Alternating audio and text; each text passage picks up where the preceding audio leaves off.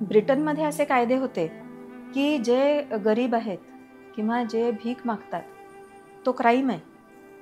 हो. त्यांना ते उचलून उचलून कामाला लावायचे, म्हणजे वेठबिगारासारखं कामाला लावायचे. हे त्यांच्याकडेचे लॉज आहेत. अहिल्याबाई आपल्याला त्यांच्या पत्रांवरून त्यांनी जे काय इन्स्ट्रक्शन्स दिलेले आहेत त्याच्यामधून आपल्याला लक्षात येतं की अगदी क्रिमिनल जो असेल, जो कैदेत आहे, त्याच्याविषयी सुद्धा अहिल्याबाई म्हणतात की त्याला रोजच्या रोज शिधा मिळतोय की नाही हे बघा. इतकी त्या काळजी घ्यायच्या.